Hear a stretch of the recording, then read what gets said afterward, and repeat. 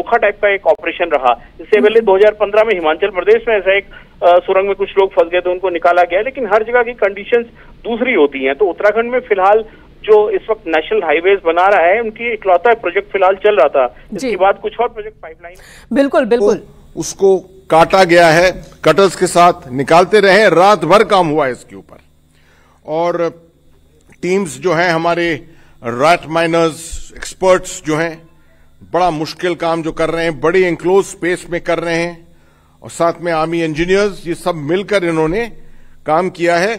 They have been able to take it to 58 meters which is a phenomenal achievement I would say, कि 10 metre manual 24 घंटे से कम में उन्होंने achieve किया है।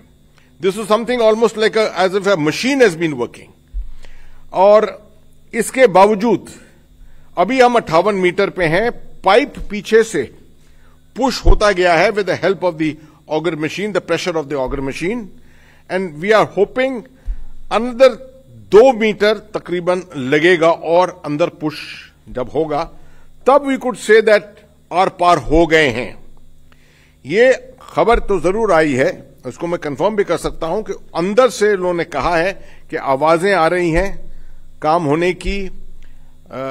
जगह जहां पर तकरीबन ये छेद निकलेगा, जहां पर टनल निकलेगा, वो उसका अंदेशा लगाया जा सकता है अब अंदर से कुछ हद तक।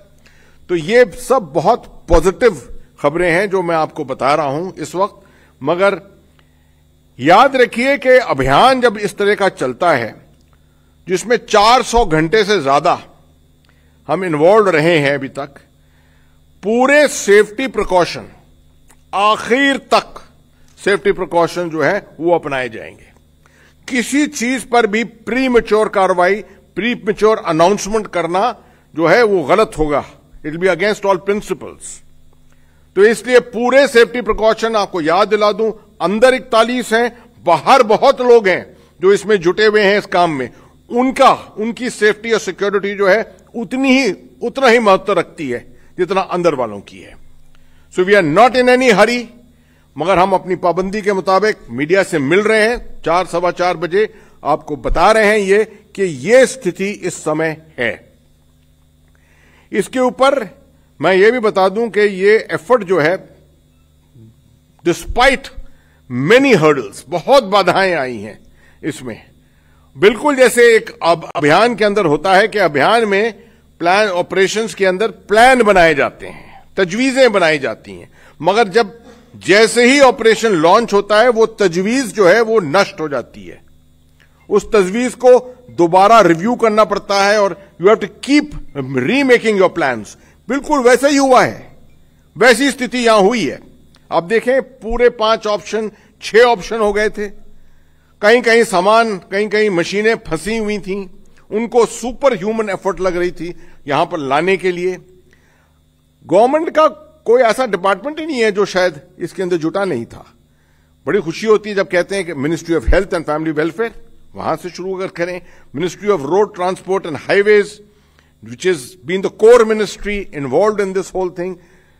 जब 12 तारीख को इसकी खबर आई तो सबसे पहला जो शायद हमने जो कम्युनिकेशन किया था वो रेलवे बोर्ड, क्योंकि सबको मालूम है कि रेलवेज के पास बहुत एक्सपर्टीज होती है, टनलिंग, इंफ्रास्ट्रक्चर डेवलपमेंट, जिस तरह का काम हो रहा है अभी कश्मीर के रेलवे के लिए to connect Jammu to Baramulla, उस तरह के काम में बड़ा उनका तजुर्बा है।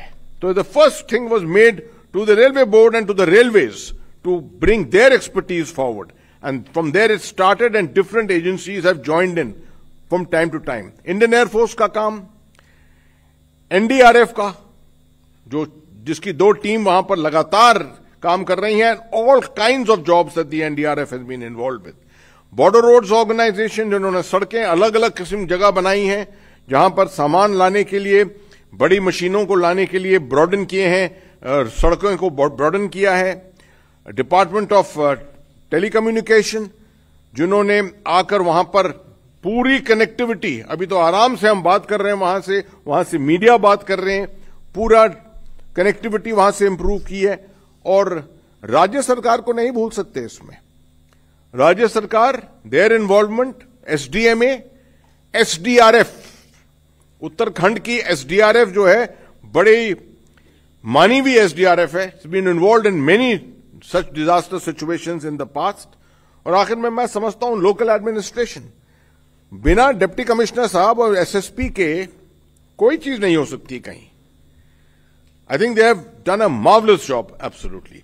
मगर ये सब तब मुमकिन होता है when the directions from the top are absolutely clear cut. अगर डायरेक्शंस हैं ऊपर से, अब ऑनरेबल प्राइम मिनिस्टर से, आप मानिए प्रधानमंत्री से देखिए, वहां से पीएमओ, प्रिंसिपल सेक्रेटरी खुद कल गए वहां पर, मुआयना किया पूरा, took stock of the situation, gave directions, additional resources की जरूरत थी उस पर डायरेक्शंस दिए, बात की अंदर, सबका मोराल और मोटिवेशन बढ़ाया वहां पर। All this has helped in making sure जितनी रिसोर्सेज, जो बिखरी हुई रिसोर्सेज हैं, उन सबको एक साथ एकजुट करना और उसका इफेक्टिवनेस निकालना, उसका लाभ निकालना, that is the work of the leadership, and that is what exactly has been done here, along with of course the ministry of roads, transport and highways. General VK Singh साहब वहां खुद मौजूद हैं, ज्यादातर वक्त वहीं पर मौजूद थे, और यहां तक कि जहां पर भी एक्सपर्टीज भारत में है, जहां पर भी जो कोई ऑफर कर रहा था उसको एक्सेप्ट किया, उनको एनेबल किया वहां जाने के लिए। बड़ी खुशी है, जनरल हरपाल सिंह, पुराने हमारे डायरेक्टर जनरल बॉर्डर रोड्स और इंजीनियर इन चीफ, जिनको बहुत तजुर्बा है टनलिंग का, उनको भेजा गया वहां पर, वो अभी भी वहां पर मौजूद हैं। तो इस तरह से ऑल ऑफ गवर्नमेंट अप्रोच को प्रैक्टिकल तरीके से जोड़ा। मैं समझता हूं इसका बहुत दिनों से हमने शायद इतना बड़ा एग्जाम्पल नहीं देखा है। अब मैं आपको बताऊं कि कल शाम से क्या क्या चीजें हुई हैं वहां पर। ये सब जो आपको बताया है मैंने, वर्टिकल ड्रिलिंग भी चलती गई। अभी इस समय वर्टिकल ड्रिलिंग 45 मीटर्स, कल मैंने आपको 36 मीटर बताया था, अभी 45 मीटर पे है। मैं आपको इसलिए बता रहा हूं कि हमने अभी तक सब कुछ बंद नहीं किया ये सोचकर कि हमारा हॉरिजॉन्टल प्रोब जो है वो सक्सेसफुल हो गया है और अब सब कुछ सही है और सब कुछ जो है वो खत्म होने वाला है। ऐसा कुछ नहीं है। जितने ऑप्शंस हैं, ऑप्शंस अपनाए हुए हैं अभी तक। 45 मीटर्स तक वो ड्रिलिंग पहुंच गई है।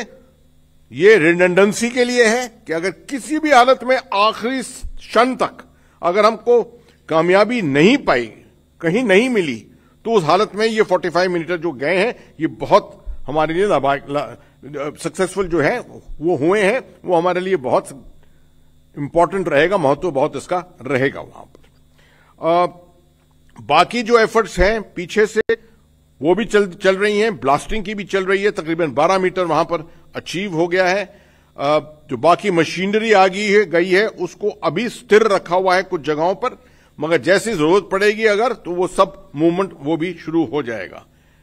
मैं आपको बताता हूं चंद एक बातें कि जब इवैक्यूएशन फेज आएगा, और हम उम्मीद करते हैं कि जल्द से जल्द आएगा, प्रार्थना करते हैं, उम्मीद नहीं करते हैं, प्रार्थना करते हैं कि जल्द से जल्द ही आएगा, तो एनडीआरएफ का इसमें रोल बहुत इंपॉर्टेंट है। 3 टीम, 4 जवान की टीम, 12 लोगों की वो बनी हुई हैं, अंदर जाएंगी ऑर्गेनाइज करने के लिए। ये पूरा वो फ्रेश हैं, ऑर्गेनाइज करेंगे जाकर अंदर। एसडीआरएफ एनडीआरएफ को सपोर्ट देगी। साथ में जो हमारे मेडिकल पर्सनल हैं, पैरामेडिक्स, वो जाएंगे अंदर। एक पूरा मेडिकल प्लान बनाया हुआ है जो एग्जीक्यूट होगा ग्राउंड पर। पूरा जो लेबर है उसको ब्रीफिंग उनको इसके मुताबिक दी है। स्ट्रेचर्स के ऊपर, स्ट्रेचर्स के रिसोर्सेज, वहां पर स्ट्रेचर अगर किसी हालत में फंस गया तो वो कंटिजेंसी में किस तरह से उसको निकाला जाएगा, ये सब भी देखा गया है। ये अंदेशा लगाया है कि एक एक इंडिविजुअल को, आउट ऑफ द 41, एक एक इंडिविजुअल को तकरीबन 3 से 5 मिनट लगेंगे निकालने के लिए, ईच वन इंडिविजुअल। तो आप लगा सकते हैं कि आउटर लिमिट अगर हम देखें कि 5 मिनट अगर लगाते हैं एक इंडिविजुअल पे, वो तब एग्जैक्टली कंफर्म होगा जब पहला, दूसरा या तीसरा इंडिविजुअल निकलेगा। अगर 5 मिनट का भी अंदेशा लगाते हैं तो हम 3-4 घंटे, ऑलमोस्ट 3-4 घंटे लग जाएंगे, क्योंकि गैप भी होंगे बीच में, कुछ कंटिजेंसी होगी, कुछ इक्विपमेंट शायद टूटेगा, कुछ होगा, तो इसके मुताबिक आप 3 से 4 घंटे इसका अनुमान लगा सकते हैं।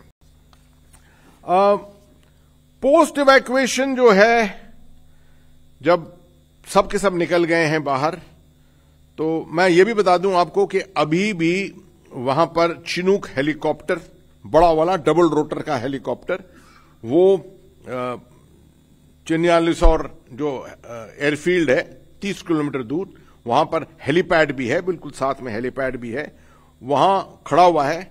उसका लास्ट टाइम है 4:30 बजे।